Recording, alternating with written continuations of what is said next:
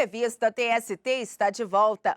E vamos conferir alguns casos julgados pelas turmas do TST.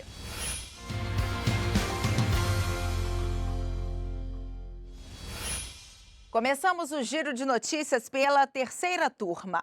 O Banco Santander vai ter que pagar adicional de periculosidade a um bancário que trabalhava em subsolo de prédio em que estão instalados tanques para armazenamento de combustível.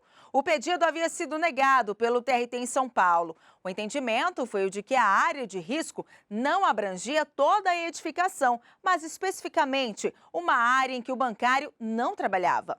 Ao julgar o caso no TST, o relator, ministro Maurício Godinho Delgado, observou que, de acordo com a perícia, existem no prédio 2 tanques de óleo diesel armazenados em desacordo com as normas do extinto Ministério do Trabalho. Segundo o ministro, a OJ 385 estabelece ser devido o pagamento do adicional de periculosidade ao empregado que desenvolve atividades em edifício onde estão instalados tanques para armazenamento de líquido inflamável em quantidade acima do limite legal, sendo considerada como área de risco toda a área interna da construção. E a segunda turma determinou que a montadora Mercedes-Benz pague pensão mensal equivalente a 100% do salário de uma operadora de produção desde a data da dispensa até ela completar 75 anos de idade. A profissional ficou incapacitada para as atividades após sofrer um acidente de trabalho. A empregada trabalhou por 12 anos como operadora de produção da Mercedes-Benz. Na ação trabalhista, alegou que a perda total da capacidade de trabalho para o exercício da atividade havia sido constatada pelo perito e, por isso, não poderia exercer nenhuma atividade que forçasse a coluna e membros superiores. Em defesa, a montadora argumentou que a empregada não estava totalmente incapacitada, uma vez que, segundo o laudo pericial, poderia se recolocar no mercado de trabalho em uma função em que não precisasse usar os membros comprometidos. Para a empresa, seria injusto o pagamento da pensão no valor integral. O Tribunal Regional do Trabalho da Terceira Região, em Minas Gerais, aceitou os argumentos da montadora e reduziu a pensão para 35% do salário base da empregada. De acordo com o TRT, era necessário reconhecer a aptidão da operadora para outras atividades que não dependam da utilização completa dos braços e da rigidez da coluna cervical.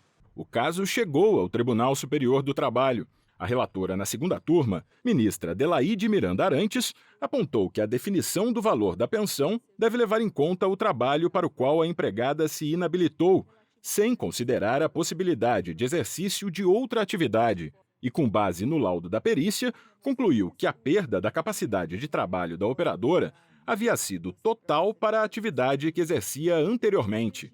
Por esse motivo, entendeu a relatora, não há fundamento legal para o percentual estabelecido pelo TRT.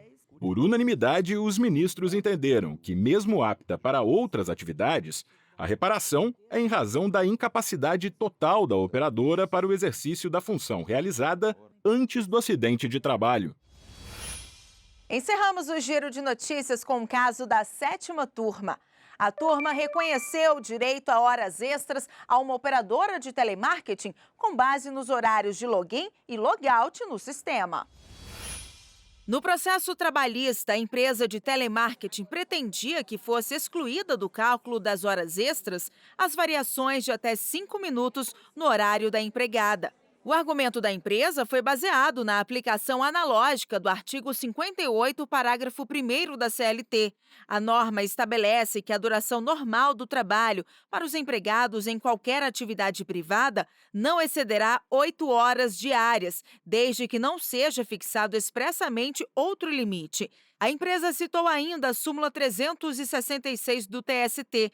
Ela define que não serão descontadas nem computadas como jornada extraordinária as variações de horário do registro de ponto não excedentes de 5 minutos, observado o limite máximo de 10 minutos diários. Ao julgar o caso no TST, o relator na 7ª turma, ministro Cláudio Brandão, observou que a desconsideração desses minutos é restrita ao período apurado por meio de cartões de ponto. Além disso, segundo o ministro, a súmula 366 foi criada com a finalidade de evitar a discussão sobre horas extras em razão de pequenas discrepâncias na marcação do ponto, como o tempo gasto pelos empregados com atos preparatórios para o início e o fim da jornada. No entanto, no caso da operadora, não havia cartão de ponto, mas o registro do período de trabalho por meio de login e logout no sistema. O tempo na expressão comum de login e logout representava exatamente o momento em que ela estava começando e terminando a prestação de serviço. Por isso que na exclusão do tempo destinado a deslocamento, enfim, aqueles que antecedem o registro de jornada. A decisão foi unânime.